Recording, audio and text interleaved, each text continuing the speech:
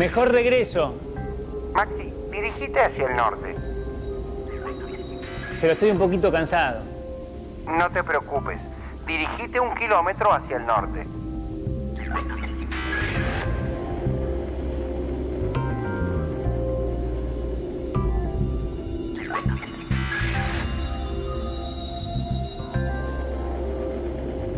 ¿Cómo puede ser? Estoy de regreso en la cabaña. Si yo hice 1 kilómetro hacia el sur, después 1 hacia el este y finalmente 1 hacia el norte.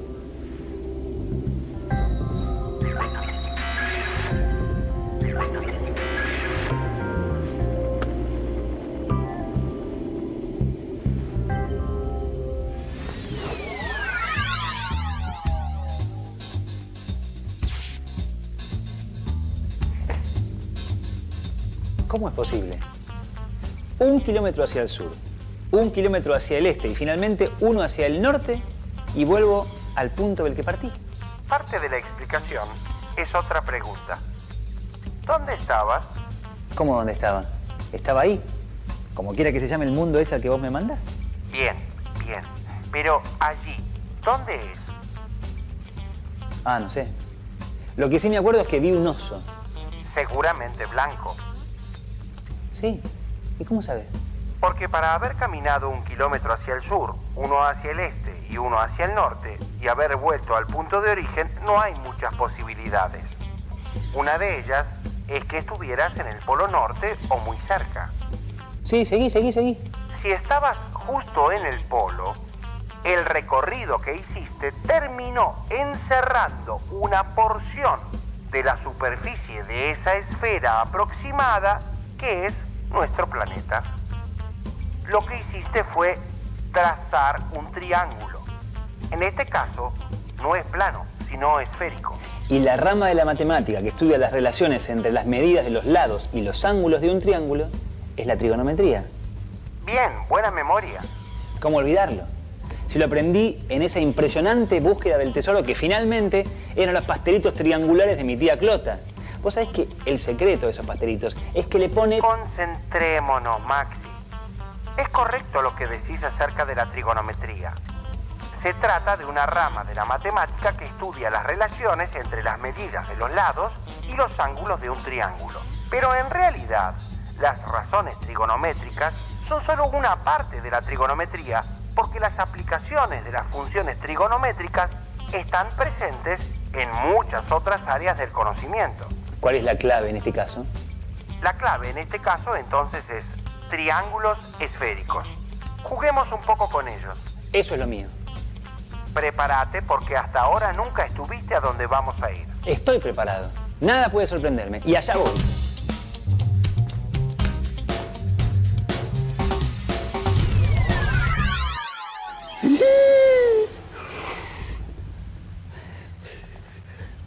Esto es nuevo, ¿eh? Para entender qué es un triángulo esférico, comencemos por ver algunas características de la esfera. Podemos cortar la esfera con planos. Como vemos, algunos de los círculos que quedan determinados son más grandes que otros. Los más grandes son aquellos que contienen al centro de la esfera y la dividen en 2 hemisferios iguales. Esos círculos son llamados círculos máximos. Cuando fijamos la ubicación de un punto sobre la superficie de la Tierra, empleamos meridianos y paralelos. Los meridianos son los círculos máximos de la esfera terrestre, mientras que los paralelos no lo son, salvo el que corresponde a la línea del ecuador. Una esfera cualquiera tiene infinitos círculos máximos, todos sobre distintos planos. Cuando recorremos los lados de un triángulo esférico, caminamos siempre por círculos máximos. Esto caracteriza a los triángulos esféricos. Un triángulo esférico es la región esférica limitada por 3 porciones de circunferencias máximas, cada una de las cuales debe ser menor que una semicircunferencia. Los triángulos esféricos tienen muchas propiedades diferentes a las de los triángulos planos. Si arrancamos de nuevo desde el polo y caminamos por un meridiano hasta el ecuador, caminamos un tramo por este y volvemos por otro meridiano, tendremos un triángulo esférico que tiene dos ángulos rectos, algo que no podía ocurrir con los triángulos planos. Si en particular caminamos por el ecuador un cuarto de circunferencia, tendremos un triángulo esférico que tiene tres ángulos rectos. La suma de los ángulos interiores de un triángulo esférico no es de 180 grados. Sus ángulos siempre suman más que ese valor. A pesar de ser arcos de circunferencia máxima, los lados de un triángulo esférico se miden con ángulos que tienen su vértice en el centro de la esfera. Por ejemplo, si caminamos por el ecuador un cuarto de vuelta, habremos barrido un ángulo de 90 grados. Para saber a cuántos kilómetros equivale esto, bastará multiplicar el ángulo barrido, pero expresado en radianes, por el radio de la circunferencia máxima sobre la que caminamos.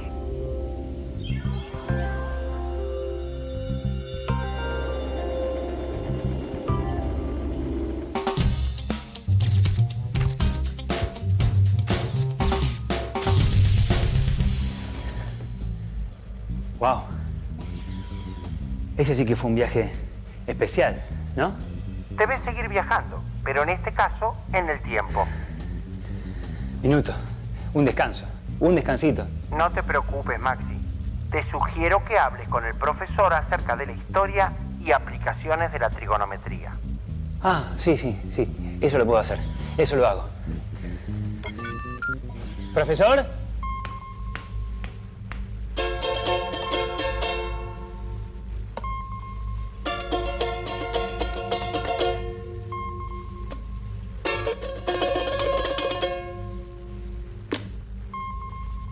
Profesor, ¿qué música más bonita? ¡Ondas! ¡Veo ondas! Me abstraigo de lo sonoro. Quiero componer solo mirando la representación gráfica. El sonido producido por cualquier instrumento suele analizarse como una superposición de sonidos más simples, cada uno de una frecuencia única. Y no me diga nada, me lo imagino yo solo. Seguramente están involucradas las funciones trigonométricas. Nada de esto sería posible sin la aplicación de las funciones trigonométricas. Muy bien, Maxito. ¿Cómo lo sabes? Justamente, yo estoy investigando acerca de las funciones trigonométricas. Y como ya conversamos muchas veces, entre usted y yo hay una afinidad muy especial. Maxilín, cada día me sorprendes. Así que querés saber sobre trigonometría. Fascinante tema. Aquí voy, mi discípulo. Un poco de historia para empezar.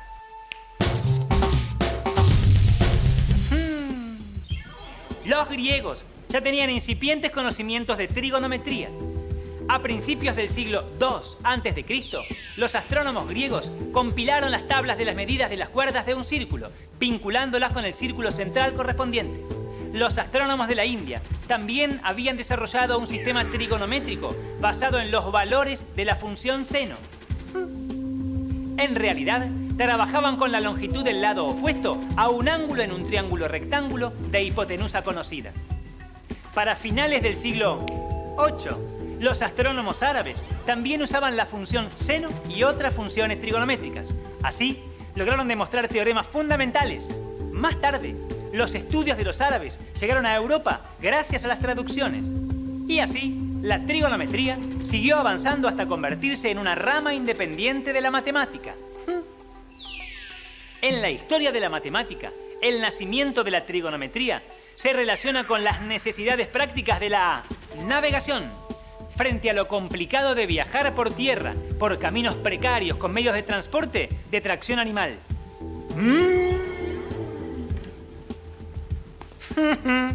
Para navegar con seguridad, era necesario encontrar medios para orientarse y tomar rumbos con exactitud. La orientación y la medición del tiempo de un viaje hicieron que la trigonometría fuera creciendo y desarrollándose, mientras surgían avances tecnológicos y se creaban instrumentos de navegación cada vez más complejos y precisos. Además de las funciones de los ángulos agudos de los triángulos rectángulos, los matemáticos y los astrónomos tuvieron que estudiar los valores de las funciones de ángulos mayores que un recto. Y no solo trabajaron sobre triángulos planos, sino que también estudiaron la posibilidad de resolución de triángulos sobre superficies esféricas. El conocimiento astronómico impulsó gran parte del desarrollo de la geometría esférica. Esto se debe a que los astrónomos fundan sus mediciones en gran medida sobre la determinación geométrica en la esfera celeste de puntos, círculos y planos convencionales. Este grano de arena es muy pequeño comparado con el tamaño de mi mano, pero mucho más lo es si lo comparo con el tamaño de mi cuerpo entero. Todos los objetos son grandes o chicos según con qué se compara, pero mi mano es muy chica comparada con esta plaza. Y yo mismo soy muy pequeño comparado con nuestro planeta. De la misma manera, el planeta es muy pequeño comparado con el tamaño del universo. Tan pequeño que no perdemos mucho si lo consideramos un simple punto en el espacio. Esto se usa para representar a la Tierra como una pequeña esferita en el centro de la gran esfera celeste. ¿La esfera celeste es un objeto? No, mi querido Maxi. Es una representación que usamos para poder trabajar con las posiciones de los astros. Es algo así como este diagrama. Me parece que sería una buena idea que consultase sobre este tema a un astrónomo para que te pueda dar su punto de vista. ¿Un astrónomo? Nunca hablé con ninguno. Me fijo ahora mismo a ver a quién ubico.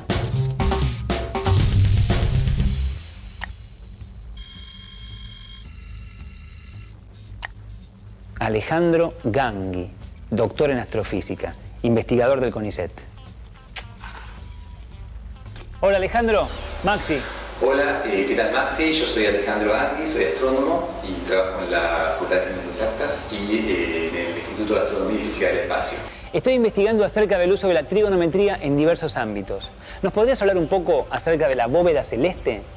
Bueno, hoy vamos a hablar un poco sobre astronomía, sobre la posición de la Tierra en esta bóveda del cielo, sobre el cielo estrellado, el cielo nocturno.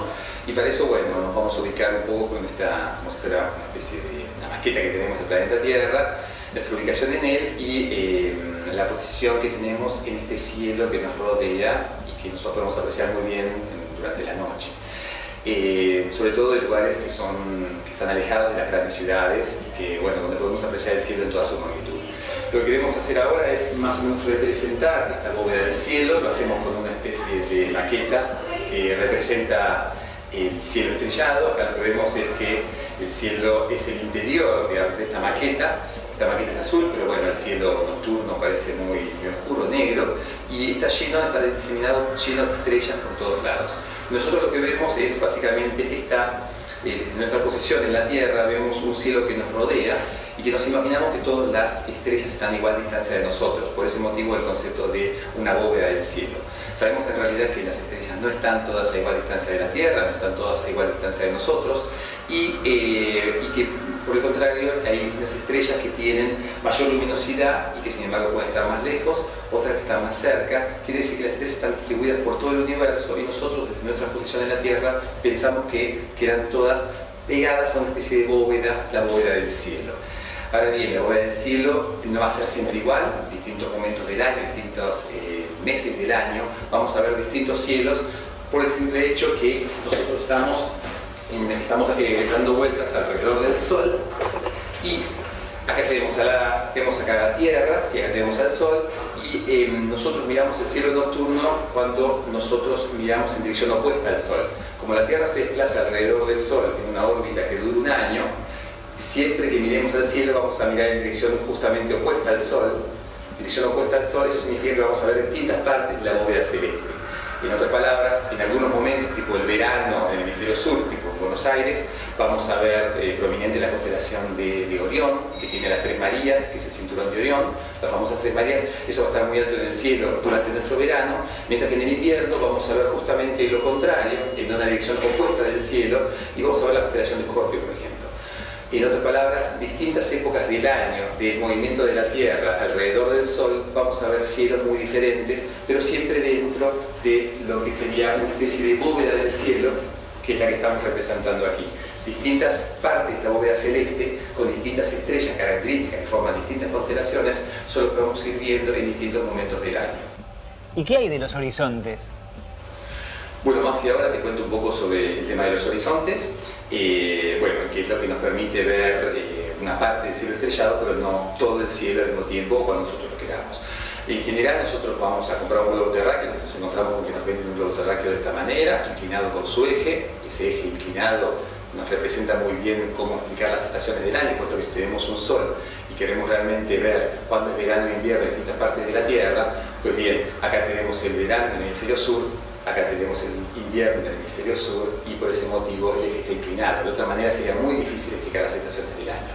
Ahora bien, tenemos el globo terráqueo y nuestro globo terráqueo nosotros tenemos una posición por debajo del ecuador que está marcada con esta chinche. Entonces aquí está el ecuador, aquí estamos nosotros, a una latitud de más o menos unos 34 grados de latitud sur. Y uno perfectamente desde su posición podría decir, perfecto, bueno, yo el cielo estrellado lo veo para arriba, entonces perfectamente yo puedo decir, ok, mi posición es esta que está acá. Y representar todo como si Buenos Aires, como si nosotros en Buenos Aires estuviéramos con la cabeza para arriba y el resto del mundo se curvara por debajo de nosotros. Ahora bien, ¿cuál es el horizonte que nosotros podemos ver desde nuestra posición? Obviamente no va a ser el mismo horizonte que puede ver una persona que vive en Nueva York o una persona que vive en el Ecuador o en el Polo.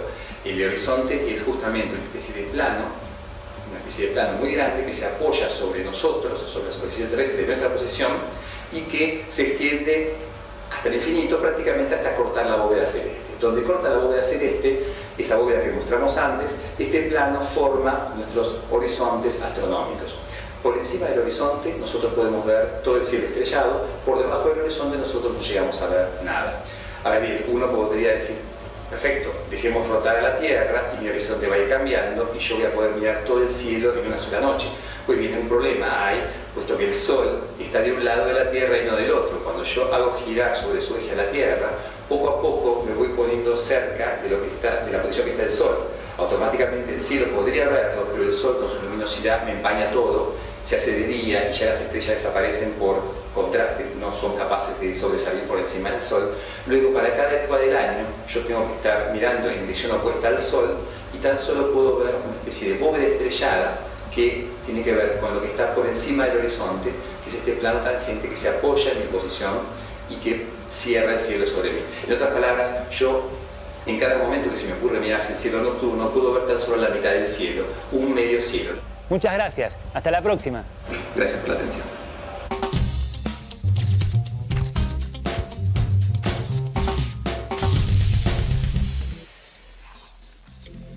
Ya mismo lo consulto. Profesor, Maxi, estuve conversando con el astrónomo, pero me hace falta más ayuda. Para estudiar la ubicación de los astros en la bóveda celeste, los astrónomos tienen que utilizar ángulos mayores que uno recto. ¿Me explica el uso de la matemática para resolver estas necesidades? bien. Debo introducirte en la circunferencia trigonométrica. Veamos cómo podemos definir los valores de las funciones trigonométricas para ángulos mayores de 90 grados. Nuestro desafío es encontrar una manera de definir los valores de las funciones trigonométricas para ángulos cualesquiera, pero que para ángulos menores a 90 grados coincidan con los que definimos antes. Una circunferencia particular va a ser nuestra herramienta. La circunferencia que vamos a usar es una cuya particularidad es que el radio es 1. Sobre nuestra circunferencia trazamos dos ejes coordenados con el origen en el centro. Al hacer esto, nos quedan determinados 4 cuadrantes, a los que se los nombra siguiendo el sentido contrario a las agujas del reloj, primero, segundo, tercero y cuarto cuadrante. Todos los ángulos que se trazan tienen un lado sobre el eje positivo de las abscisas. Los menores de 90 grados estarán en el primer cuadrante, los que miden entre 90 y 180 grados en el segundo, los que miden entre 180 y 270 grados en el tercero, y todos los que miden entre 270 y 360 grados en el cuarto. ¿Cómo definimos los valores del seno y el coseno de un ángulo cualquiera? Si tomamos un ángulo del primer cuadrante, podremos trazar un triángulo rectángulo trazándola perpendicular al eje horizontal que pasa por el punto de intersección de la circunferencia con el otro lado del ángulo. El seno de un ángulo de un triángulo es el cociente entre el cateto opuesto y la hipotenusa, que en este caso vale 1. El seno del ángulo, entonces, es directamente la ordenada del punto indicado. El coseno es la abscisa del punto señalado, pues es cateto adyacente sobre la hipotenusa, que vale 1. Podríamos entonces definir seno y coseno de un ángulo como las coordenadas del punto donde el lado del ángulo corta a la circunferencia trigonométrica. Para los ángulos de menos de 90 grados, estos valores coinciden con los que obteníamos con la definición basada en los cocientes entre lados de un triángulo rectángulo. La ventaja de esta definición es que la podemos extender a cualquier ángulo. Se puede observar que para los ángulos del primer cuadrante, las dos funciones son positivas, mientras que en el segundo cuadrante, el seno es positivo y el coseno negativo. La función tangente la podemos obtener haciendo el cociente del seno y el coseno. Por lo tanto, es positiva para ángulos del primer cuadrante y negativa para ángulos del segundo. Observemos ahora el tercer cuadrante. Las funciones seno y coseno son negativas, mientras que la tangente resulta positiva. Por último, prestemos atención al cuarto cuadrante de la circunferencia. El seno es negativo y el coseno positivo, mientras que la tangente es negativa por ser negativa la ordenada. Aunque pueda resultar difícil de imaginar, la trigonometría tiene constantes usos prácticos. De la navegación de los antiguos marinos a las funciones trigonométricas aplicadas en electricidad, termodinámica, en física atómica y en todas las ramas de la ingeniería. Como vemos, la trigonometría es un conocimiento que va de la mano con el avance de muchas áreas distintas. Una de esas aplicaciones es el estudio del sonido, o el de algo que vibra. Sí. A comienzos del siglo XVIII, Brooke Taylor analizó desde la matemática el movimiento de una cuerda de un instrumento musical en vibración. Las cuerdas vibrantes se convirtieron en un tema abordado en el siglo XIX por grandes matemáticos como Bernoulli, Euler, D'Alembert, Lagrange, Dirichlet. El desarrollo del análisis matemático del siglo XIX tuvo como hilo conductor el estudio de la cuerda vibrante. Desde entonces hasta hoy, el análisis armónico se aplica a una variedad de fenómenos, desde la naturaleza de la luz, la estructura del átomo y hasta los ordenadores. Muy interesante.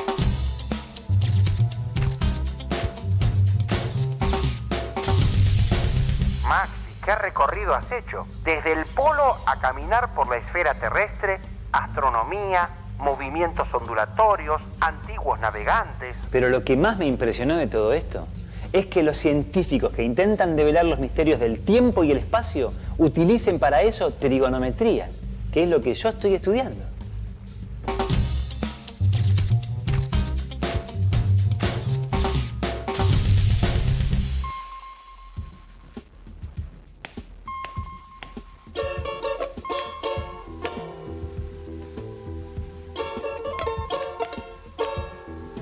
¡Ay! No hay caso. Ni yo mismo puedo escuchar mi Sonata Trigo 3.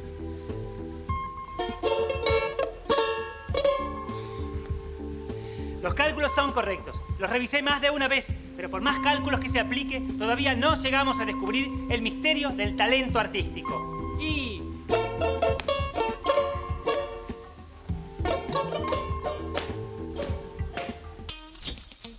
Hoy vimos algunos conceptos básicos de geometría esférica.